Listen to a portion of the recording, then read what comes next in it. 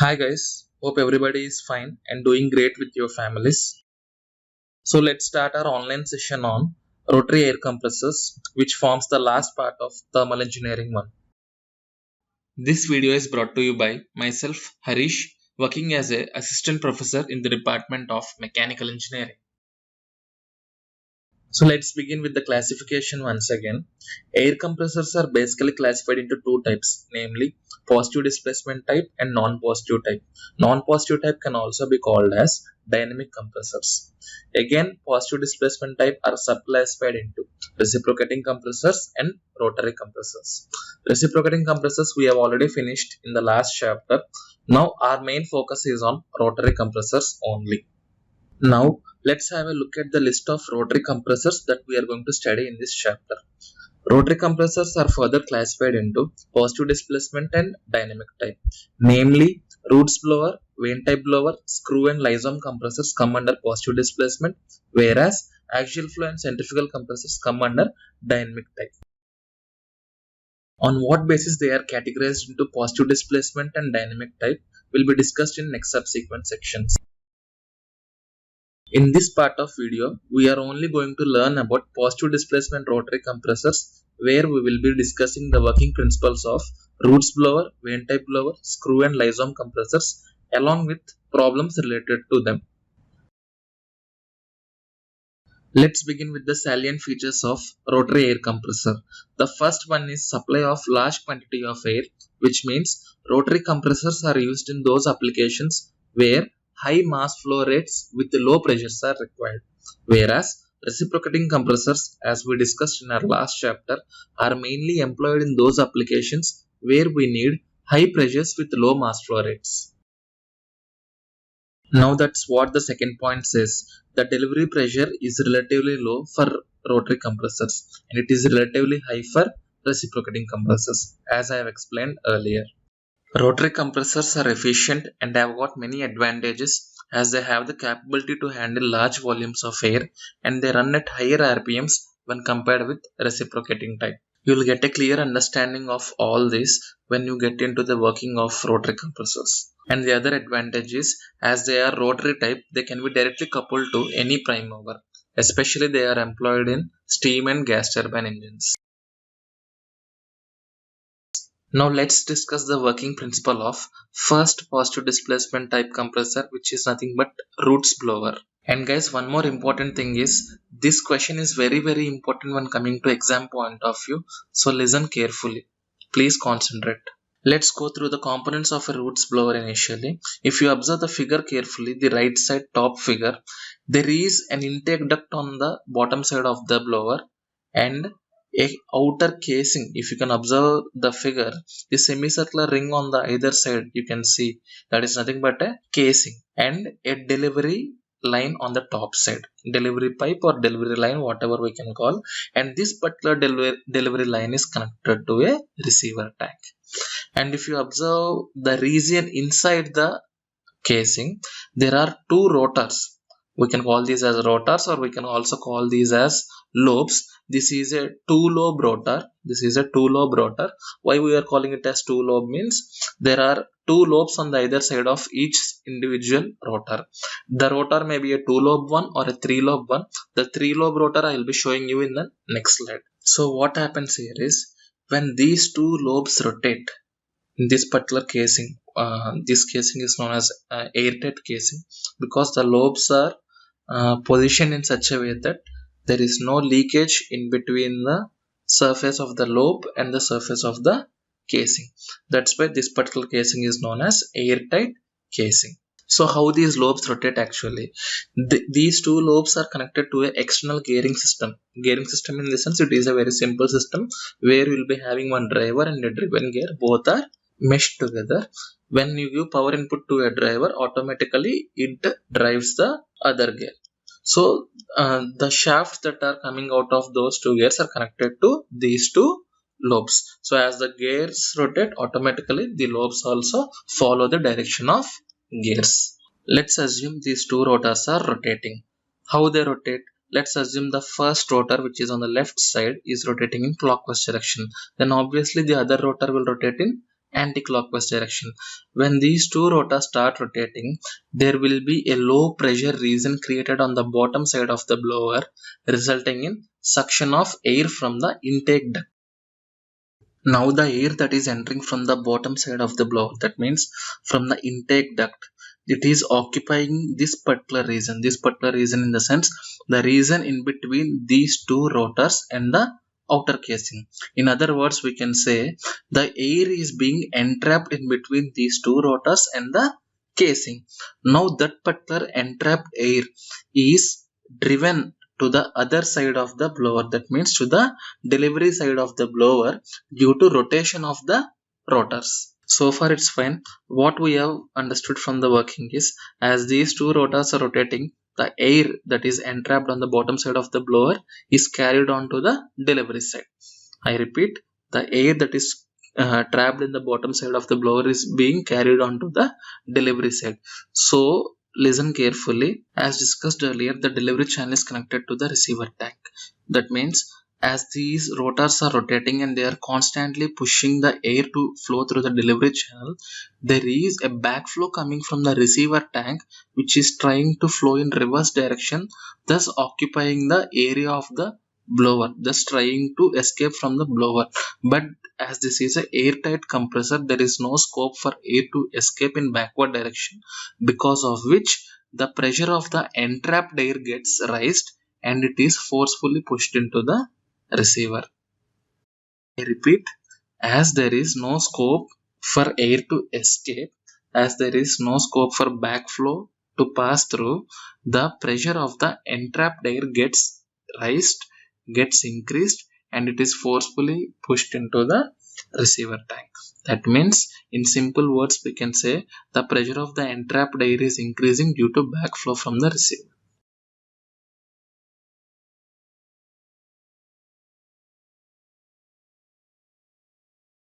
So guys, here you can understand in a better way. In this particular animation, the left region stands for low pressure region, which is blue in color, and the right region stands for high pressure region, which is red in color. So as the air is entering through the suction duct or the inlet duct, it is being driven to the other side. That means it is being driven from suction side to delivery side with the help of lobes. The lobes are driving the air from suction side to delivery side.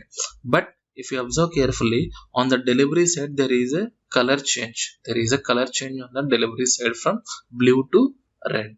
How this is happening? This is only due to backflow from the receiver. This is only due to backflow from the receiver. Many people think that due to rotation of the lobes, the air is getting compressed. It is completely false. Here what is happening? The lobes are just driving the air from low pressure side to high pressure side. That's it. But how the compression is taking place? The compression is mainly due to backflow from the receiver. Here in the right bottom animation, you can see another roots blower which works in a similar fashion, but the only difference is each rotor is having 3 lobes instead of 2 lobes. The only advantage of using 3-lobe rotor is higher pressure ratios can be attained. One more important point that needs to be understood here for understanding derivation and problems is, let's assume the volume of air entrapped in this particular region. That means the volume of air entrapped between one side of the lobe and the casing is V. Let's assume it is capital V. That means the other side of the lobe also entraps a volume equal to capital B. So by the time the rotor completes one revolution, it pushes a volume equal to 2V from suction side to delivery side. In the same way, the other rotor also pushes a volume equal to 2V from suction side to delivery side. That means both the lobes or both the rotors together are pushing a volume equal to 4V for one complete cycle. In technical terms, the total air compressed or free air delivered for one complete cycle is 4V for 2-lobe compressor and it is 6V for 3-lobe compressor. And finally, coming to the capacity of roots blower, the roots blower is capable of delivering 0.14 to 1400 meter cube per minute with a usual pressure ratio of 1 to 3.6. And these blowers also have capability to run up to 12,500 rpm. Discussing about the applications, Roots blowers are mainly employed for scavenging and supercharging of IC engines. I think you all are aware of the function of a supercharger.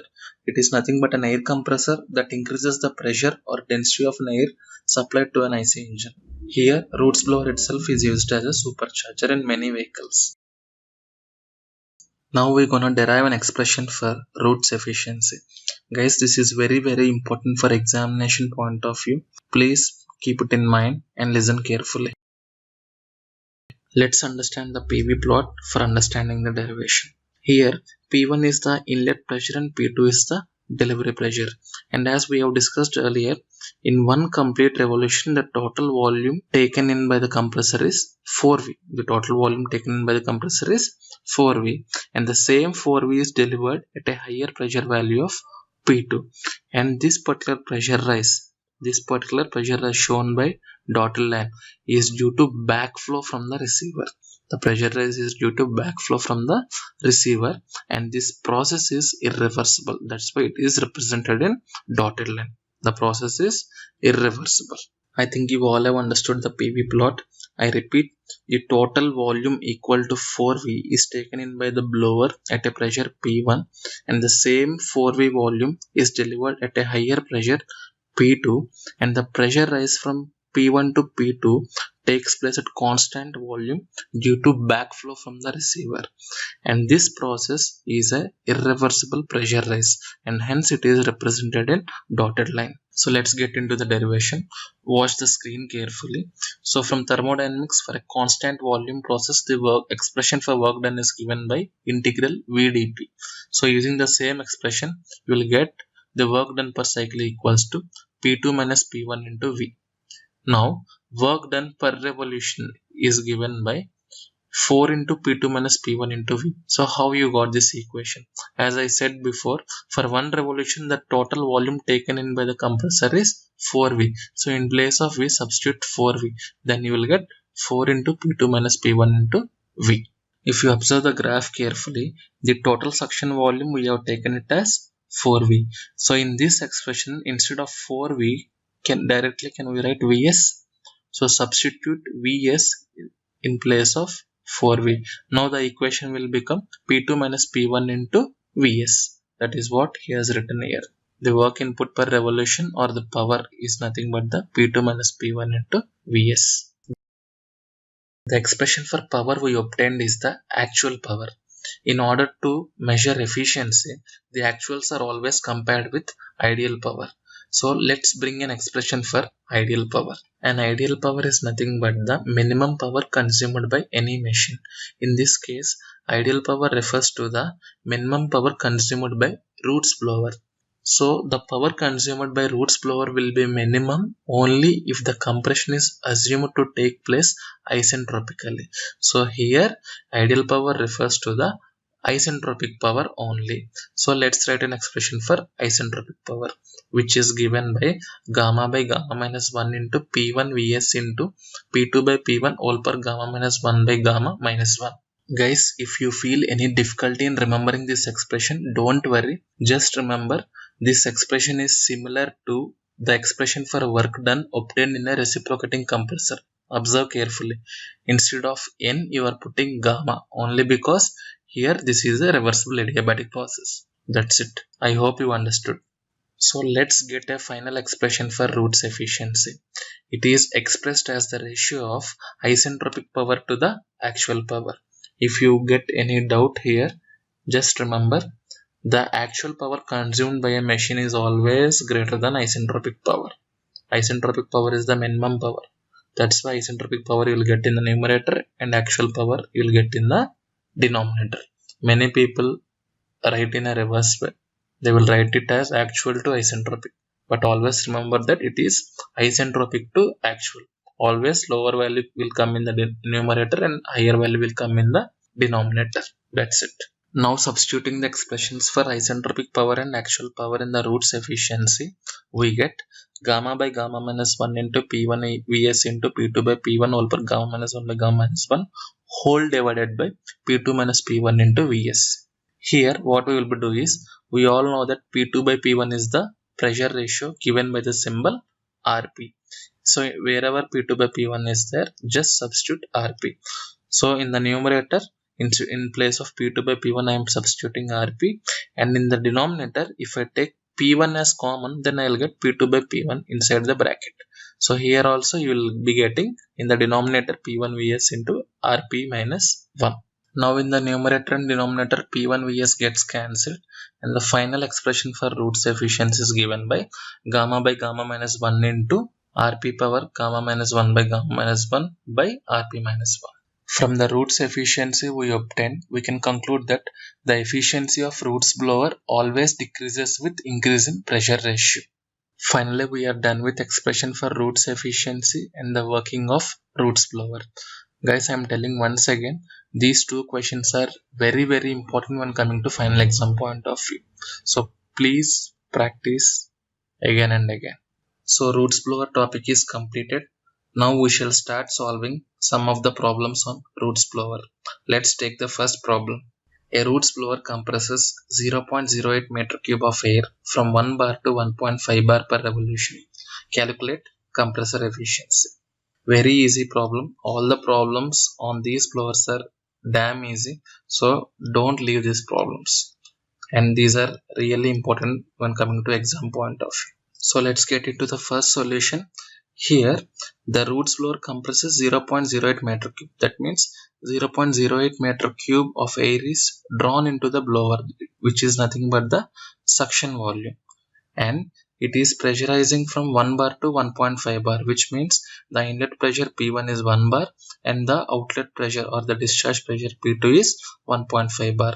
As we all know, he has asked to find compressor efficiency. We have derived the expression previously, which is nothing but the ratio of isentropic work done by actual work done. So substitute all the values, you will get the result. Very simple. So in place of gamma, as it is air, the gamma for air is 1.4. Everybody is knowing. In place of P1, it is 1 bar. So you can convert it into pascals. So into 10 power 5, Vs gets cancelled. So P2 by P1, you can write, you are having both the values, substitute here, substitute all the values and get the solution. You will get 85.98%. I think here he wrote the pressure value in kilopascals. Then both numerator and denominator both should be in kilopascals. If you are writing in pascals, both should be in pascals. Anyways, you will get the same answer. Let's look at the second question. A roots blower compresses 0.06 meter cube of air from 1 bar to 1.45 bar per revolution. Calculate compressor efficiency. Similar question as we did previously. So similar formulas, you'll get almost same answer. I think you can give a try. Anyways, we can have a look. Vs suction volume is given 0.06 meter cube. The inlet pressure or the suction pressure 1 bar and the delivery pressure is 1.45 bar. The expression for roots compressor is nothing but the isentropic work done to the actual work done. Here you can write the complete expression, or here you can also write the final expression that you derived. In the previous problem, he wrote the complete expression. In this problem, he wrote the final expression. Anyways, you will get the answer, no problem. So he used this particular expression, gamma by gamma minus 1 into R per gamma minus 1 by gamma minus 1 by R minus 1. Substitute all the values because you are having all the values and you will get the efficiency. Done. So let's get into the next question. A roots blower handles free air of 0.5 meter cube per second at 1 bar and 27 degrees centigrade and delivers air at a pressure of 2 bar. Determine the indicated power required to drive the compressor and isentropic efficiency. Again, easy problem. I think you guys can do this. Anyways, let's look into it. So a roots blower handles free air of 0.5 meter cube per second. That means free air delivered FAD value, which is nothing but the suction volume also. So V has given as 0.5 meter cube per second. Suction pressure he has given as 1 bar suction, and suction is taking place at a temperature of ambient temperature 27 degrees centigrade. So when we are converting it into pascals, 27 plus 273 equals to 290 Kelvin, and the delivery pressure is 2 bar. So what he has asked to calculate, determine the indicated power. So just now we have derived indicated power is given by the formula integral VdP for a constant volume process. Okay, so here you will get P2 minus P1 into V. So P2 is 2 bar, P1 is 1 bar. So 2 minus 1 into 10 power 5 into what is the volume? 0.5 meter cube per second. Then you will get in watts. Here he has written pressure value in kilopascals. That's why he got in kilowatts. Yes, we can finally calculate it in kilowatts. Okay, let's go for the next one. So next, isentropic power. He has asked to find indicator power and isentropic efficiency. Okay, in order to find isentropic efficiency, we should first find isentropic power. Again, in the derivation we did it. Isentropic power is given by the expression gamma by gamma minus 1 into P1 Vs into P2 by P1 whole per gamma minus 1 by gamma minus 1. So substitute all the values as this is air. The gamma for air is 1.4. P1 value he has given again 1 bar. So in kilopascals he substituted it as 100 into suction volume is 0.5, P2 by P1 2 by 1 whole per 0.4 by 1.4 minus 1. So the value you got is 38.33 kilowatts. So let's find the isentropic efficiency. Isentropic efficiency, as we discussed, is the ratio of isentropic power to actual power, and you got an efficiency of 76.65%. Easy problem. And we are done with Roots blower. Next topic is vane type blower. The second type of rotary positive displacement compressor is vane type blower. It consists of a airtight circular casing in which a drum or disc rotates about an eccentric center to the center of the casing. Slots are cut in the drum into which the vanes are fitted. These vanes are the sliding vanes that are positioned over the disc, which are free to move in and out of the disc. I'll explain how. If you observe the figure carefully, I think you can see some small gaps here in the slots positioned over the disc. In these gaps, there will be some small springs. The purpose of springs is they always try to push the slides in outward direction so that the slides maintain a continuous contact with the outer casing. I hope you all understood. So what's happening here is, as this particular disc rotates, as these vanes move in upward direction, they close. Again, the same vanes, when they move in downward direction, they open. But the purpose of these vanes is nothing but they have to maintain a continuous contact with the outermost casing. So why this has to be maintained? The next question is, why this has to be maintained? The reason is nothing but, let's assume the air is entering into the vane blower. Here the air that is entering is entrapped between these two adjacent vanes, the disc and the outer casing. I repeat, the air entering into the vane blower is entrapped between these two adjacent vanes, the disc and the outer casing. They form as four sides of the wall, thus entrapping the air. This air is carried onto the discharge side of the blower. This air is carried on to the discharge side of the blower. So while carrying this particular air from suction side to discharge side, the air should not leak or the air should not enter into the adjacent chamber. That is the purpose. The slides have to maintain a continuous contact with the outermost casing. Now let's get into the main question. How the compression is taking place in the vane type blower. So as we have discussed in Roots blower, there the compression is taking place only due to backflow from the receiver. I repeat, in a Roots blower, the compression is taking place only due to backflow from the receiver. So there is only single compression there. Whereas in vane type blower, the compression takes place in two stages. One stage is common for Roots and vane, which is nothing but due to backflow from the receiver. Whereas in vane type, there is another additional stage where the compression takes place during the travel from suction line to the delivery line. Let's see how it happens. If you observe the vane type blower diagram carefully, here in this diagram it is not shown exactly, but the size of the inlet duct is always greater than the size of the delivery duct. Here in this particular figure you can see both the ducts are having equal sizes, but in actual case the size of the inlet duct is always more than the size of the delivery duct. So what is the advantage of this particular size variation? So let's get deeper. So when the air is entering through the inlet duct, more amount of or more volume of air is being entrapped in between the veins. More volume of air is entrapped in between the veins, and these veins, as they rotate and as they open to delivery channel, by the time they reach the delivery channel, here more volume is entrapped, as the delivery discharge line size is very low. So there will be a delay in the delivery time. There will be delay in the delivery time, and the space available here is very less. The space available here is very less. That means the air that is entrapped, the more volume of air that is being entrapped in the suction line is getting compressed by the time it is being delivered through the discharge line. I hope everybody understood. I'll repeat once again. Here the air as the inlet duct size is bigger than the discharge duct, what happens here is more amount of air, more mass flow rate of air is being trapped in between the veins here. As these veins rotate and as they drive the air to the discharge, here what happens is because the size of the discharge is very small, the area becomes converged. The area becomes converged, resulting in increase in pressure,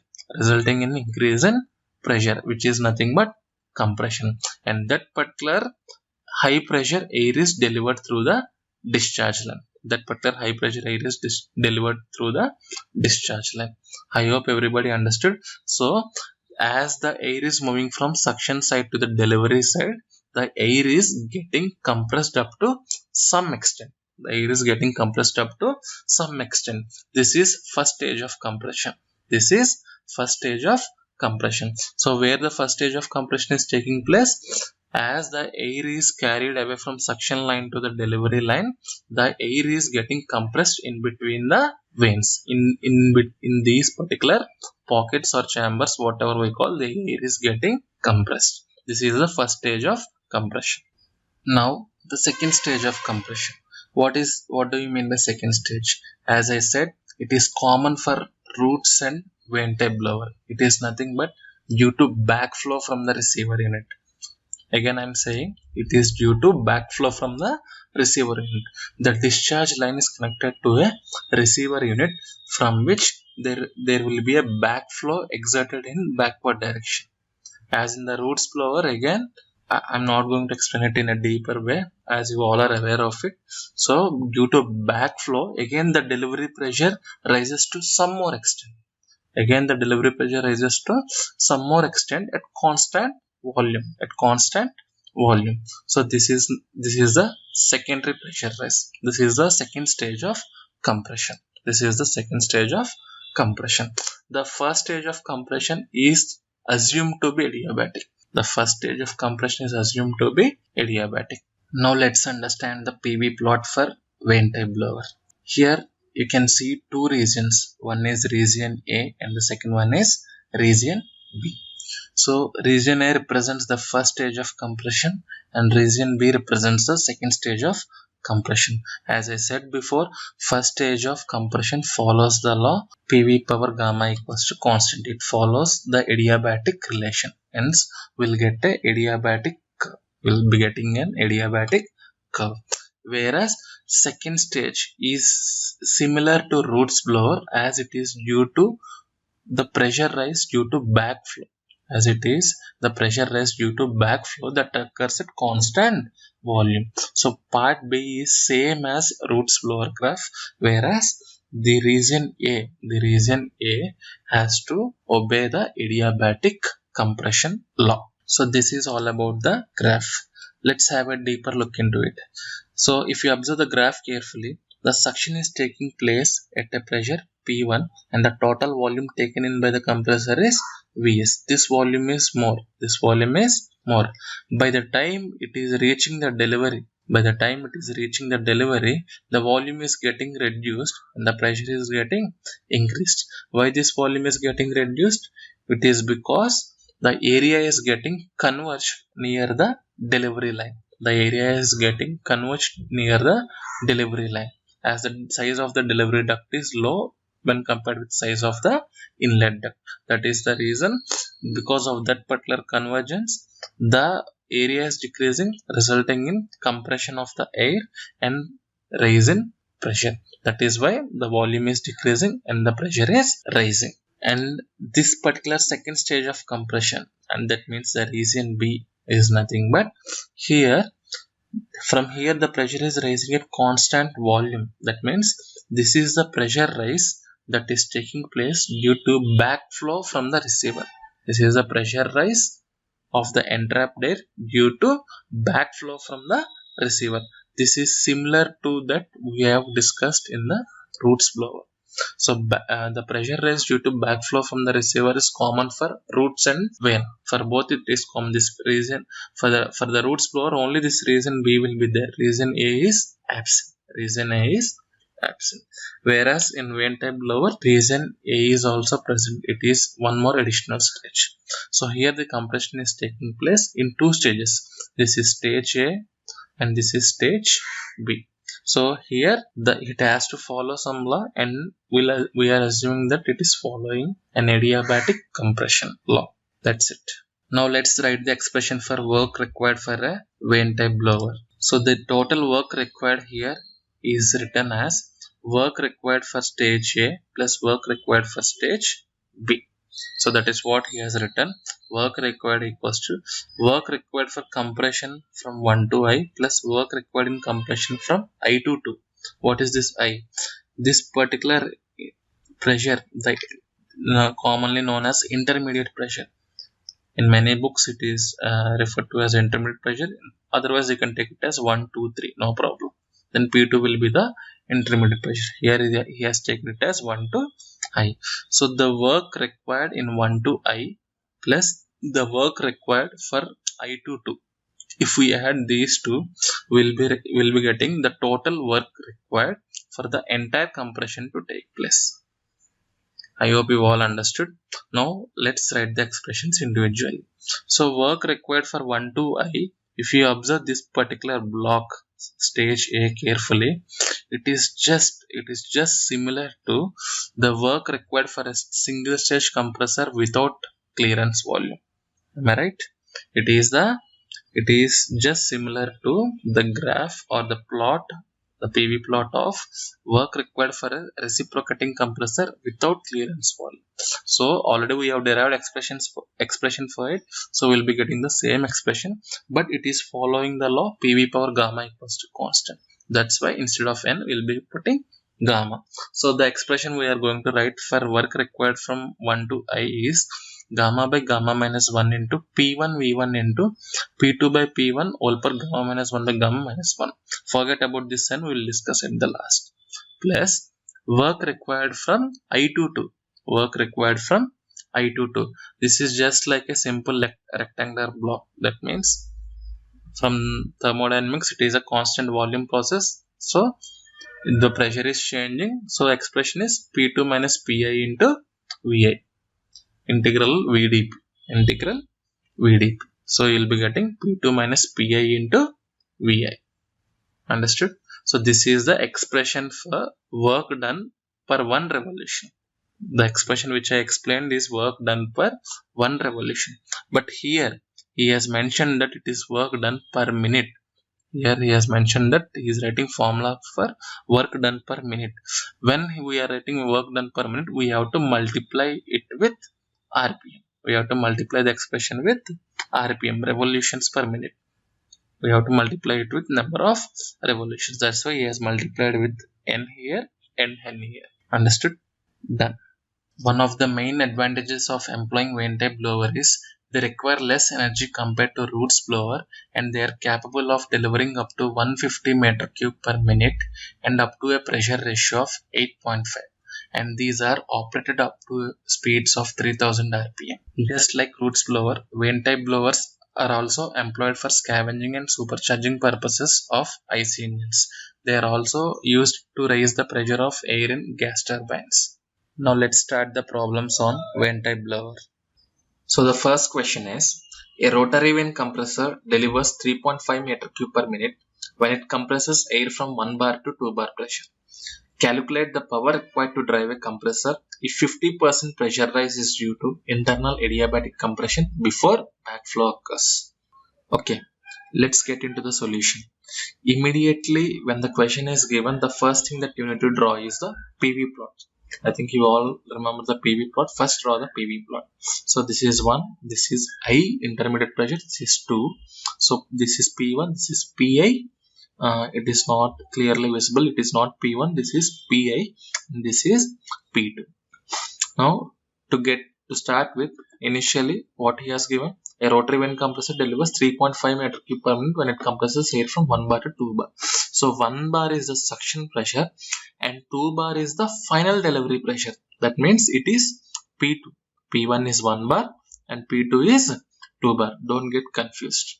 Okay, many people think that 2 bar is the intermediate pressure. It is not the intermediate pressure, it is the final pressure up to which it is compressed. Fine. And what is 3.5 meter cube per minute?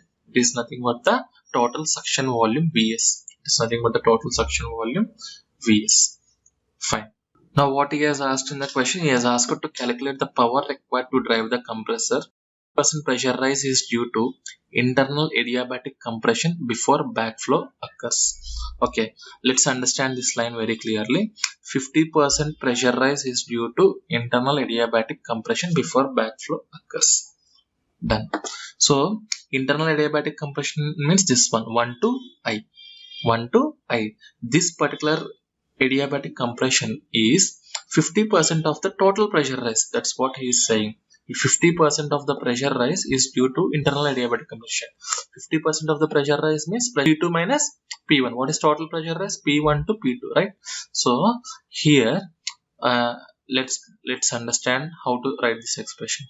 The intermediate pressure Pi is calculated by what he has given, 50% of the total pressure rise. So 50% means 50 by 100 into total pressure rise means P2 minus P1. So this is the pressure obtained due to internal adiabatic compression. That means where we need to add that one, we need to add that pressure value to the P1. Okay, so this particular height is 50% of the total pressure difference. Understood? So Pi is equals to P1 plus 50 by 100 into P2 minus P1. So what is the value of P1? 100 kilonewton per meter square plus 0.5 into P2 minus P1. That means 200 minus 100, which is nothing but 150 kilonewton per meter square. Next step.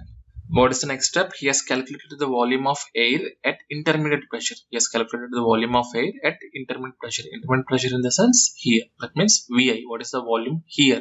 So Vi is equals to, here it looks like V1, but it is not V1, it is Vi. Please correct it. So V1 equals to Vs into P1 by Pi all per 1 by gamma. Again, it is not P1, it is Pi. It is P1 by Pi. As this is a scanned copy, the letters are not clearly visible. Please correct it. The expression is Vi equals to Vs into P1 by Pi all power 1 by gamma. How you got this expression? From the adiabatic relation. So 1 to I is adiabatic process, right? So what we can write? P1 V1 power gamma equals to Pi Vi power gamma. P1 V1 power gamma equals to Pi Vi power gamma. V1 is nothing but Vs. V1 is nothing but Vs. So instead of V1 he substituted Vs, and from there he brought the expression for Va. So finally he got the value of 2.62 meter cube per minute on substitution of all the values. Now let's calculate the total work required during the compression process. The total work required is written as the sum of work required in the process 1 to I plus the work required in the process I to 2. The 1 to I process is nothing but the adiabatic work, and I to 2 process is nothing but the irreversible work, which is due to backflow. First we'll write the expression for work done due to adiabatic process, adiabatic compression. So as we have discussed earlier, adiabatic work is given by the formula as you can see here, gamma by gamma minus 1 into P1 Vs into Pi by P1 all per gamma minus 1 by gamma minus 1. Substitute all the values in the formula and you will get the answer, which is nothing but 150.46 kilojoule per minute. Why you got per minute? Because the suction volume is given as 3.5 meter cube per minute. So hence it is, because it is in meter cube per minute. So the final answer, the final work that you are getting is kilojoule per minute. Done. Now this is the work. This is nothing but the adiabatic work. The next work is the reversible work, which is nothing but I22. Okay. So this is given by the expression integral VdP. So we can write Vi into P2 minus Pi. Vi into P2 minus Pi. So P2 minus Pi, here also again, that is not P1. Please make a note of it. That is Pi. That is P2 minus Pi. In the same way, that is not V1. It is Vi. It is not clearly visible. Please make a note of it. Irreversible work is nothing but P2 minus Pi into Vi. So substitute all the values obtained, and the irreversible work you got is 131 kilojoule per minute. Now the total work is the sum of, as we discussed earlier, adiabatic work plus irreversible work, which is 150.46 plus 131, that is 281.46 kilojoule per minute. So this is in kilojoules per minute. The power is expressed in kilowatts. So we need to divide it by 60 in order to make it kilojoule per second or kilowatt. So final answer that you got is 4.691 kilowatt. That's it. Now let's take down the next problem. Determine the efficiency of vane type compressor which has an air delivery of 0.05 meter cube per revolution when it compresses air from 1 bar to 1.5 bar, where there is 40% pressure rise due to internal compression before backflow occurs. Okay, this is also a similar question, same question in other words, but the only difference is there he has asked to find out power, here he has asked to find out efficiency. That is the only difference. You are going to do everything in the same fashion. I hope you all can do it. So let's get into the solution. So the quantity of air delivered is how much? 0.05 meter cube per revolution. That is nothing but the suction volume also. The delivered air is nothing but the suction volume. The suction pressure he has given it as 1 bar. P1 is 1 bar. And the delivery pressure P2, how much he has given it is 1.5 bar. As we have discussed earlier, efficiency is given by the formula ideal work to actual work. That means ideal work in the sense which work? Isentropic work. We have discussed while doing the derivation. I think you remember it. We have discussed the same point while doing the derivation. Efficiency is given by the formula ideal work to the actual work, because always the actual work is more than the ideal work. Ideal work in the sense the minimum work required to drive the compressor, the minimum work required to run the compressor, and that work is obtained only if the compression is assumed to be isentropic, or in other words we can call it as reversible adiabatic. So ideal work per revolution is given by the formula gamma by gamma minus 1 into P1 V1 into P2 by P1 all per gamma minus 1 by gamma minus 1. So we are having all the values. So substitute all the values, and the answer you got is ideal work you got is 2.149 kilojoules. 2.149 kilojoules. Now let's calculate the actual work. Actual work is given by the formula. Again, here he has not shown the graph. Actually, you have to draw the graph also, which we did for the previous problem. Actual work is given by the formula work done during adiabatic compression. That means 1 to I plus the irreversible work. That is P2 minus Pi into Vi. The same formula he has used it again. So adiabatic work is given by the expression gamma by gamma minus 1 into P1 V1 into Pi by Vi all power gamma minus 1 by gamma minus 1 plus the irreversible work is given by the expression P2 minus Pi into Vi. Now calculate these two and substitute it. The problem is done. But before going for that, here you need to know two values. One is Pi and the second one is Vi. Pi and Vi you need to calculate. So how to get Pi and Vi? For that thing he has given a hint. Just same as in previous problem, he has mentioned that there is 40% pressure rise due to internal compression before backflow occurs. That means in the previous problem he has given 50%. Here he has mentioned it as 40%. That means intermediate pressure is calculated by the formula Pi equals to P1 plus 40% means 40 by 100 or 0.4. 0.4 into P2 minus P1. Why P2 minus P1? What he has mentioned? He has mentioned that it is 40% of total pressure drop or total pressure rise. 40% of total pressure rise. The pressure rise is nothing but the P2 minus P1. So 40% of pressure rise means 40 by 100 into P2 minus P1, which is nothing but 0.4 into P2 minus P1. And this has to be added to the P1 value. This has to be added to the P1 value in order to get Pi value, as we did it in the previous problem. So the answer you got is how much? P1 is 1 bar and it is 0.4 and P2 is 1.5 bar. The answer you got is 1.2 bar. Intermediate pressure value is 1.2 bar. Done. Now let's calculate the Vi. Let's calculate Vi. Again, as in the previous problem, again in the same way, we will apply the adiabatic relation. That means P1 V1 per gamma equals to Pi Vi power gamma. P1 V1 for the process 1 to I. We will apply the adiabatic relation. P1 V1 per gamma equals to Pi Vi power gamma, from which you will bring the expression for Vi.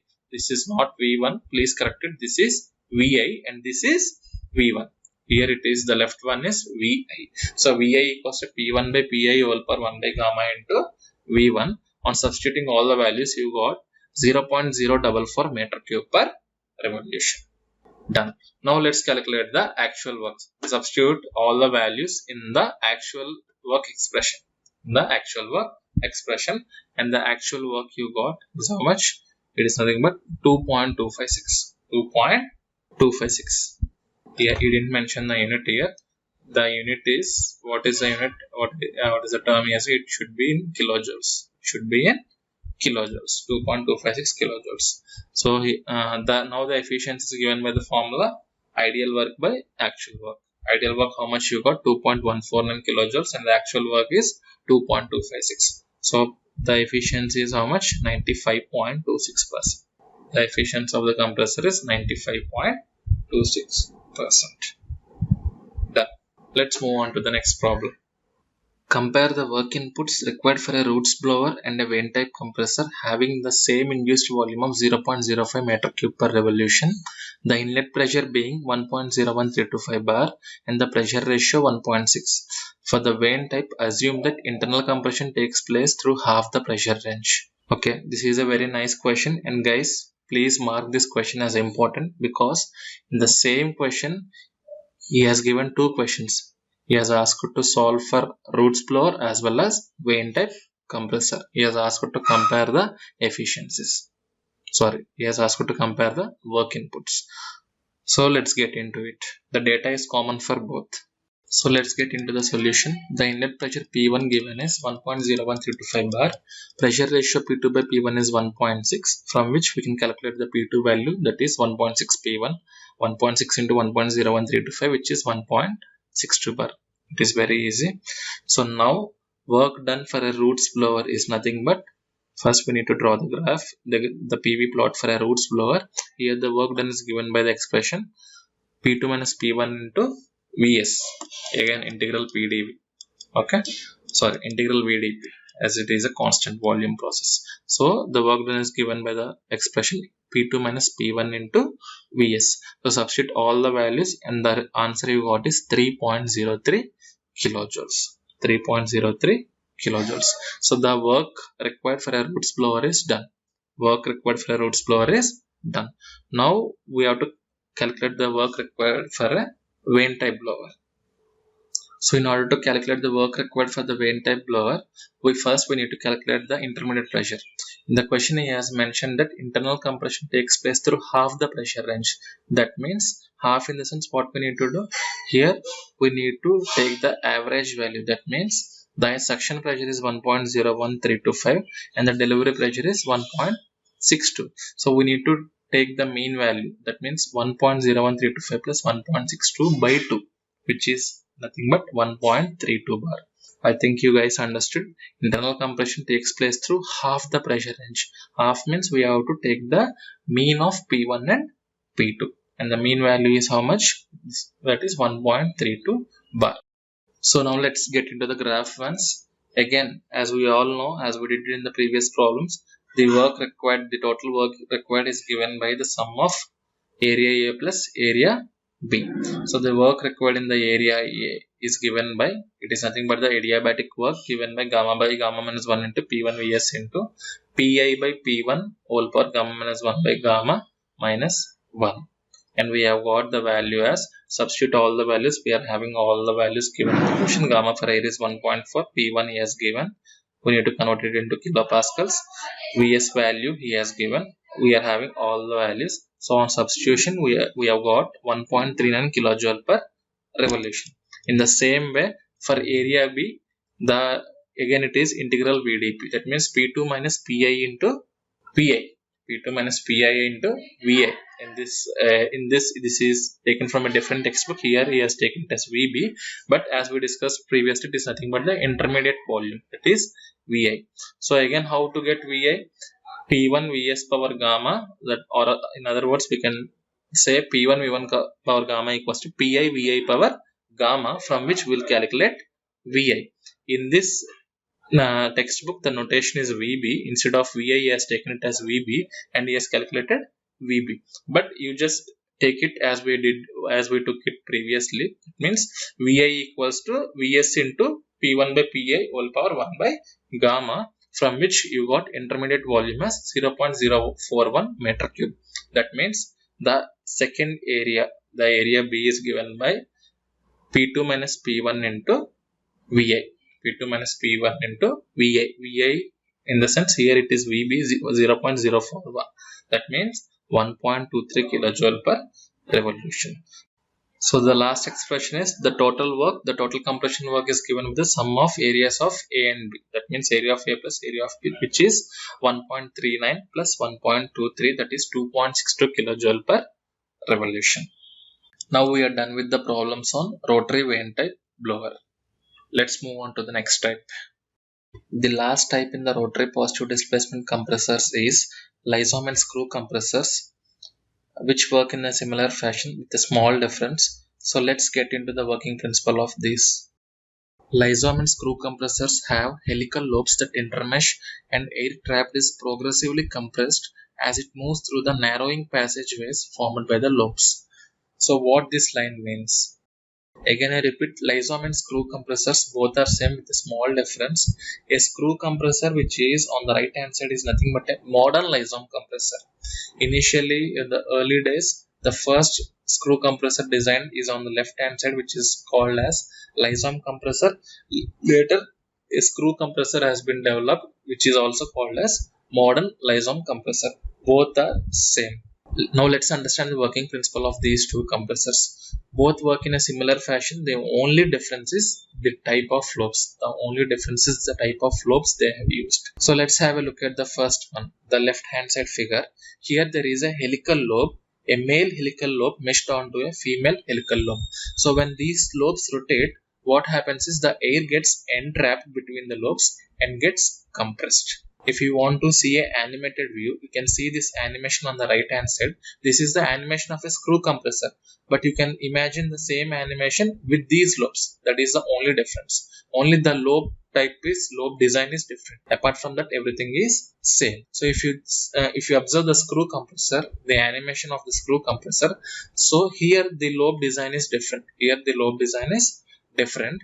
They seem to be symmetrical. The male and female lobe seem to be symmetrical, but they are not symmetrical. Just they seem to be symmetrical. Here, the blue color stands for the suction side and the red color stands for the delivery side. So observe the animation carefully.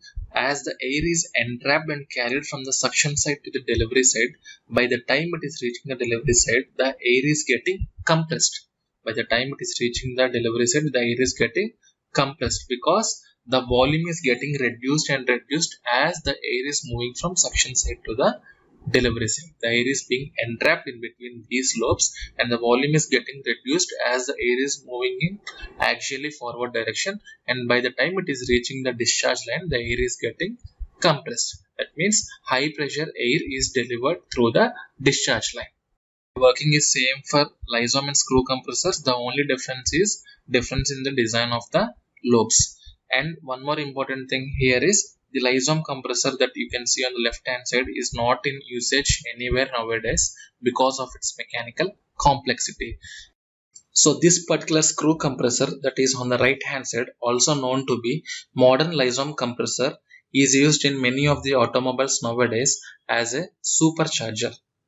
As discussed earlier, superchargers are the devices that increase the power output of a vehicle by allowing the compressed air to enter into the engine.